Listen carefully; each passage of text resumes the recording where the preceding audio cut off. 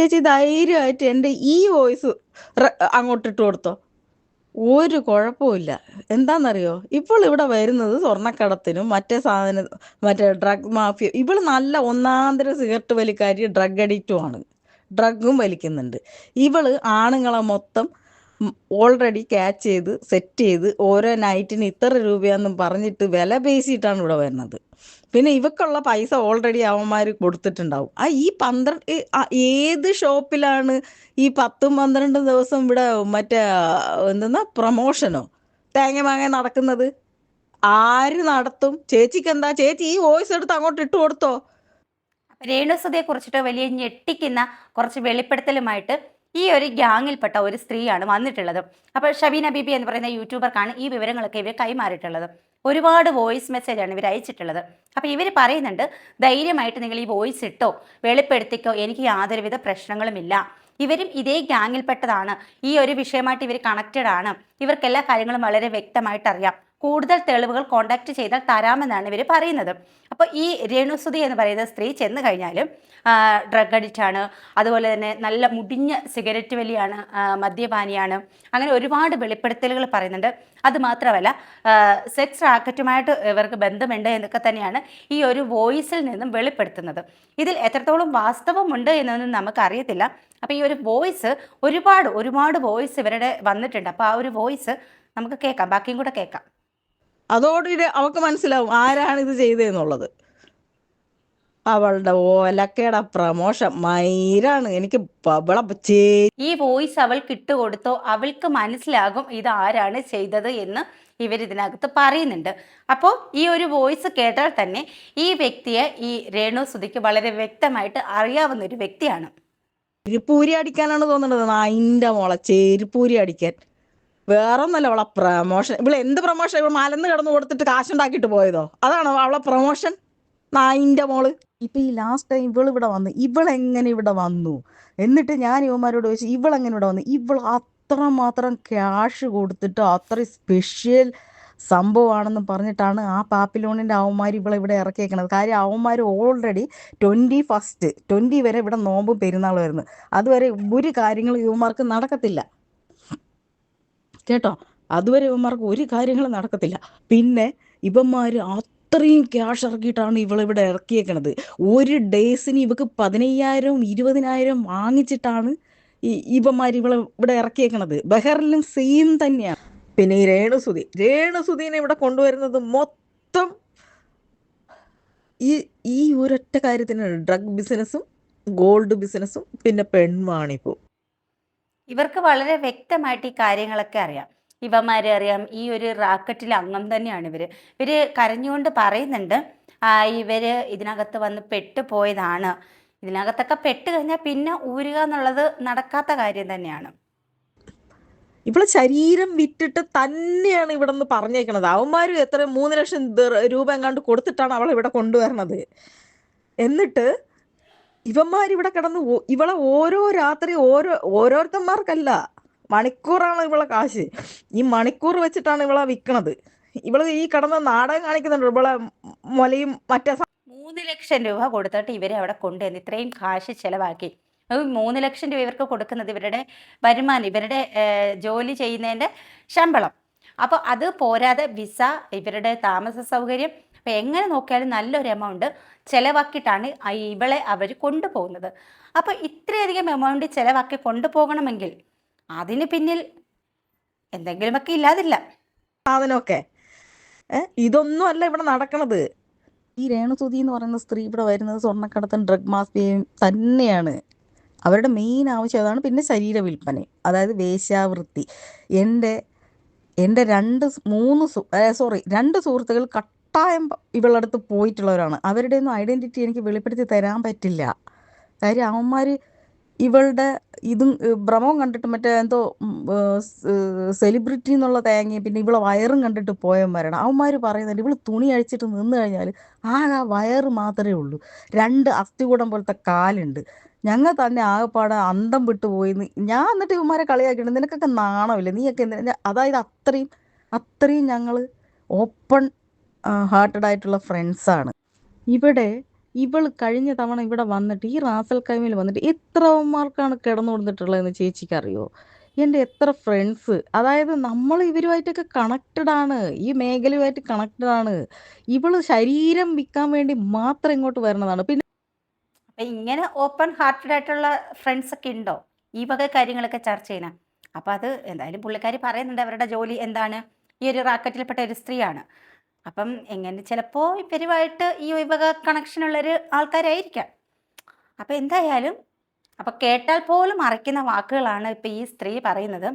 അപ്പം ഈ പറയുന്ന സ്ത്രീയും അത്ര വെടുപ്പല്ല. അപ്പം എന്തായാലും ഒരു അസൂയ ഉള്ളത് പോലൊക്കെ തോന്നുന്നുണ്ട്. കാരണം അവരുടെ ഫീൽഡിലേക്ക് വേറൊരാൾ കടന്നു ചെന്ന് ഇവർക്ക് വരുമാനം കുറഞ്ഞോ, എനിക്ക് അങ്ങനെയൊക്കെയാണ് കേട്ടോ ഫീൽ ചെയ്തത്. അതുകൊണ്ട് ഇവർക്ക് ഈ രേണുസുതി എന്ന് പറയുന്ന സ്ത്രീയോട് നല്ല വെറുപ്പുള്ള പോലെ തോന്നുന്നുണ്ട്.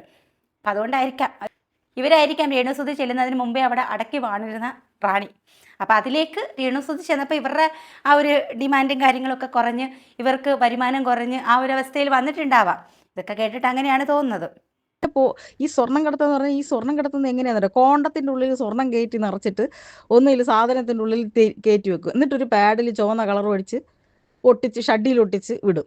ഇത് സ്ഥിരം ഇവിടെ നടക്കുന്ന പരിപാടികളാണ്. പിന്നെ അതുമല്ല, ഈ ഇവന്മാർക്കൊരു ജീൻസ് ഉണ്ട്, ജീൻസിന്റെ പല ഭാഗങ്ങളിലും സ്വർണ്ണമായിരിക്കും. ഇതൊന്നും കണ്ടെത്താൻ കഴിയില്ല. ഇത് അപ്പം എല്ലാ കാര്യങ്ങളും വ്യക്തമായിട്ട് അവർ പറഞ്ഞു. ഇവർ ഇതിനകത്ത് കണക്റ്റഡ് ആണ്. അതുകൊണ്ട് തന്നെ ഇവർക്ക് വ്യക്തമായിട്ട് പറയാൻ സാധിക്കും. ഇവർ ഈ ഒരു റാക്കറ്റിൽ തന്നെ ഉള്ളതാണ്, അവരുടെ വാക്കുകളിൽ തന്നെ വ്യക്തമാണ്. എങ്ങനെയാണ് സ്വർണം കടത്തുക?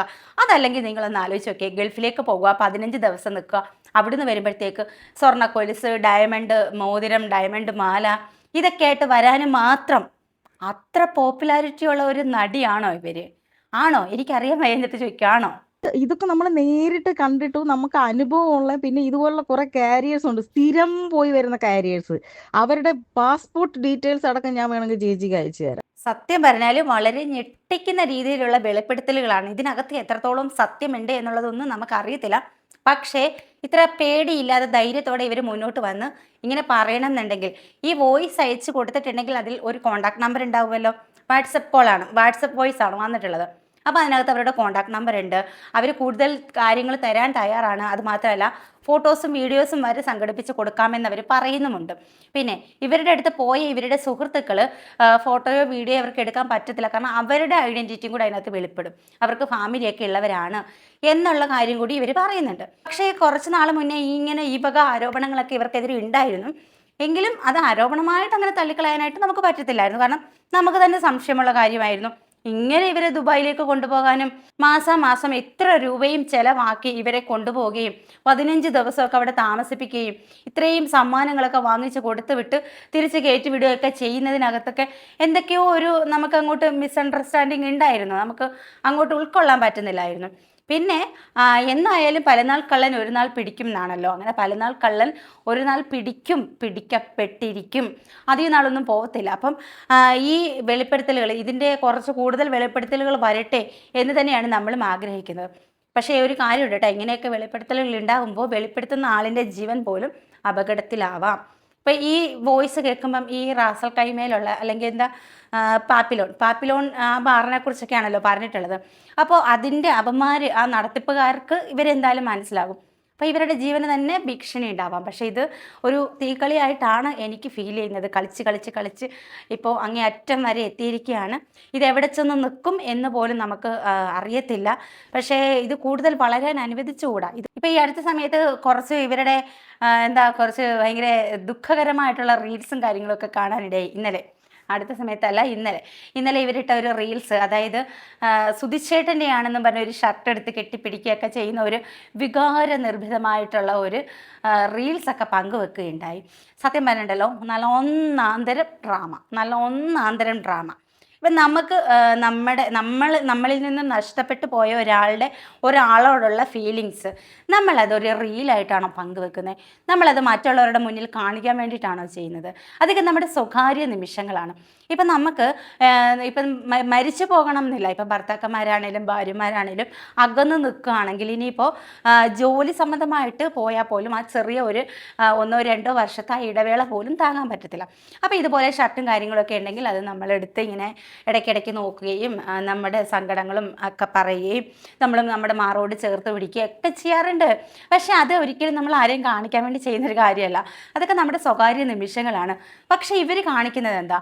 ഇവർ ഈ കാണിക്കുന്നത് മറ്റുള്ളവരെ കാണിക്കാൻ, അതായത് എനിക്ക് സുധിച്ചേട്ടനോട് അഗാധമായ ഇപ്പോഴും സ്നേഹബന്ധമാണ്, എനിക്ക് നഷ്ടപ്പെട്ടു പോയി, എനിക്ക് ദുഃഖം സഹിക്കാനാവുന്നില്ല എന്നൊക്കെ വരുത്തി തീർക്കാനുള്ള ഇവരുടെ ഒരു വൃത്തികെട്ട ഒരു ഡ്രാമ. അങ്ങനെയാണ് എനിക്കത് ഫീൽ ചെയ്തത്. സത്യം പറഞ്ഞാൽ ഇങ്ങനെയൊക്കെ ഡ്രാമ കാണിക്കുമ്പോൾ നമുക്ക് ഇവരോട് കൂടുതൽ വെറുപ്പ് തോന്നുകയാണ്. എന്തിനാണ്? അവരുടെ സ്വകാര്യ നിമിഷം അവർക്ക് വേണമെന്നുണ്ടെങ്കിൽ ഇതിനി അയാളുടെ ഷർട്ട് ആണെങ്കിൽ അവരുടെ ആ ഷർട്ടിനോട് എടുക്കുകയോ മാറോട് ചേർത്ത് വെക്കുകയോ ദുഃഖം പങ്കുവെക്കുകയോ സന്തോഷം പങ്കുവെക്കുകയോ ഒക്കെ ചെയ്യാം. പക്ഷെ അതൊരു റീലായിട്ട് ചിത്രീകരിച്ച് ഫേസ്ബുക്കിലൊക്കെ പോസ്റ്റ് ചെയ്യേണ്ട ആവശ്യം എന്താണ്? അങ്ങനെ അത് അവരുടെ അവകാശമല്ലേ എന്ന് ചോദിക്കുന്നവരോടാണ്. അപ്പോൾ ഇതൊരു ഡ്രാമയായിട്ട് നമ്മളും പറയും, അത്രേ ഉള്ളൂ. അപ്പോൾ എന്തായാലും ഇങ്ങനെ ഈ വക കാര്യങ്ങളൊക്കെ കാണുമ്പോഴത്തേക്ക് നമുക്ക് വല്ലാത്തൊരു പുച്ഛം തോന്നുകയാണ് ഇവരോട്. ഇപ്പോൾ കിച്ചു ഇങ്ങനെ പോയതിന് ശേഷം ഇവരുടെ കുട്ടികളെ, ഇവരുടെ കുട്ടിയെയും ഇവരുടെ ചേച്ചിയുടെ കുട്ടിയെയും കൂടെ വെച്ചിട്ട് ചേട്ടൻ എന്നൊക്കെ ടൈറ്റിൽ കൊടുത്തിട്ട് ഇവർ ഫോട്ടോയൊക്കെ പോസ്റ്റ് ചെയ്യുന്നുണ്ട്. അപ്പോൾ അതും കാണുമ്പോൾ ഇവരുടെ ഒരു ഉള്ളിൽ ഇവരുടെ ഒരു ഡ്രാമ, ഇവരുടെ ഒരു എന്താ പറയുക, ഒരു വൈരാഗ്യം, കിച്ചുവിനോടുള്ള ഒരു വൈരാഗ്യം ഒക്കെ ആയിട്ടാണ് നമുക്ക് ഫീൽ ചെയ്യുന്നത്. സത്യം പറഞ്ഞാൽ ഇവരൊരു നിസാര സ്ത്രീയേ അല്ല, അങ്ങനെ ഒരു പാവം എന്നൊക്കെ നമുക്ക് തോന്നിപ്പിക്കുന്ന വിധം ഇവർ കളിക്കുന്ന ഒരു ആക്ടിങ്, ഇവരുടെ ഒരു ഡ്രാമയാണ്. ഇവർ വളരെ വക്രബുദ്ധിയുള്ളൊരു സ്ത്രീയാണ് ഇവർ. അത് പലപ്പോഴും നമുക്ക് മനസ്സിലായിട്ടുള്ള കാര്യം തന്നെയാണ്. ഇവളമാരെക്കുറിച്ച് ഓർത്തിട്ട് എനിക്ക് ലജ്ജയാണ് തോന്നുന്നത്. കാരണം വെറും വൃത്തികെട്ട പരിപാടിയിൽ നിന്ന് വൃത്തികെട്ട പരിപാടിയാണ് ഈ ചെറ്റകളായിട്ടുള്ള കുറച്ച് പേര് വ്ളോഗേഴ്സ്. ഇവന്മാരെ എൻ്റെ സബ്സ്ക്രിപ്ഷനിൽ കയറിയിട്ട് ചെറ്റകൾ അത് ആസ്വദിച്ചിട്ട് പുറത്തു വിടുന്നത്. ഇവന്മാരെ എന്താണ് പറയേണ്ടത്? എൻ്റെ പ്രൊമോഷനായിട്ട് ഞാൻ കാണുന്നു. ഇത് തന്നെ കണ്ടില്ലേ, അവരുടെ സബ്സ്ക്രിപ്ഷനിൽ കയറി ആ വീഡിയോസ് കണ്ട് ആസ്വദിച്ചിട്ട് അത് പുറത്ത് വിടുന്ന ചെറ്റകൾ ഇവർ പറയുന്ന വാക്കുകളാണ്. അപ്പോൾ ഇവർ തന്നെ സമ്മതിക്കുന്നുണ്ട്, ഇവർ ഈ സബ്സ്ക്രിപ്ഷനിൽ കയറി കാണിക്കുന്നത് മറ്റുള്ളവർക്ക് ആസ്വദിക്കാൻ വേണ്ടിയിട്ടുള്ള സാധനങ്ങളാണ്, മറ്റുള്ളവർക്ക് ആസ്വദിക്കാൻ വേണ്ടി തൻ്റെ ശരീരം പ്രദർശിപ്പിക്കുകയാണ് എന്ന് ഇവർ വ്യക്തമായിട്ട് പറഞ്ഞിട്ടുണ്ട്. അപ്പോൾ ഈ സ്ത്രീയുടെ ആ ഒരു മാനസിക നില, ഇവരുടെ ആ ഒരു എന്താ പറയുക, ഇവരുടെ ഒരു ക്യാരക്ടർ നിങ്ങൾക്ക് മനസ്സിലാക്കാൻ പറ്റുന്നതല്ലേ ഉള്ളൂ. അപ്പം ഇതൊക്കെ പുറത്ത് വിടുന്ന വ്ളോഗേഴ്സിനെ കൊണ്ട് ഇവർക്കങ്ങ് പുച്ഛം, ഇവർക്ക് ലജ്ജ തോന്നുകയാണ്. പക്ഷെ നിങ്ങളെ ഓർത്തിട്ടാണ് ഞങ്ങൾക്കിപ്പോൾ ലജ്ജ തോന്നുന്നത്.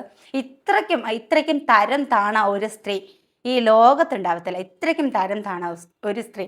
ഇവരുടെ സബ്സ്ക്രിപ്ഷനിൽ കയറി ഇവർ മറ്റുള്ളവർക്ക് ആസ്വദിക്കാൻ വേണ്ടിയിട്ട് ചിത്രീകരിക്കുന്ന വീഡിയോസും റീൽസും കാര്യങ്ങളും ഒക്കെ പബ്ലിഷ് ചെയ്യുന്നതിൻ്റെ പ്രതിഷേധമാണ് ഇവർ ഈ കാണിക്കുന്നത്. ഇവളെ സപ്പോർട്ട് ചെയ്യുന്നവരെ ഞാൻ എന്തായാലും നമിച്ചിരിക്കുകയാണ്. കാരണം ഇവളെ സപ്പോർട്ട് ചെയ്യുന്ന ഓരോ സ്ത്രീയും ഓരോ പുരുഷനും ഇവളുടെ ലെവലിലുള്ളവർ തന്നെയാണ്. അപ്പോൾ രേണുസുധിയുടെ കുത്സിതങ്ങൾ ഏതാണ്ട് കാൽഭാഗമൊക്കെ പുറത്ത് വന്നിട്ടുണ്ട്. ഇനിയും കിടക്കാണ് മുക്കാൽ ഭാഗം. ഇനിയും നമുക്ക് കാത്തിരിക്കാം. ഒരുപാട് കാര്യങ്ങൾ പുറത്ത് വരും. അപ്പം ഈ കള്ളങ്ങൾ അധിക നാളൊന്നും മൂടി വെക്കാൻ ആർക്കും പറ്റത്തില്ല. സത്യം ജയിക്കും, സത്യം മാത്രമേ ജയിക്കൂ എന്ന് എപ്പോഴും പറയുന്നത് കൊണ്ടാണ് സത്യം ജയിക്കട്ടെ, ഇവരുടെ മുഖംമൂടി അഴിഞ്ഞു വീഴട്ടെ എന്ന് തന്നെ നമുക്ക് ആഗ്രഹിക്കാം, നമുക്ക് പ്രാർത്ഥിക്കാം, നമുക്ക് പ്രതീക്ഷയോടെ കാത്തിരിക്കാം. അപ്പോൾ ഈ ഒരു വീഡിയോ കണ്ടിട്ട് നിങ്ങളുടെ അഭിപ്രായം നിങ്ങൾ കമൻറ്റ് ചെയ്യുക. അതുപോലെ തന്നെ ലൈക്ക് ചെയ്യാനും ഹൈപ്പ് ചെയ്യാനും കൂടി മറക്കരുത്. മറ്റൊരു വീഡിയോ ആയിട്ട് വീണ്ടും കാണാം. ടാറ്റാ.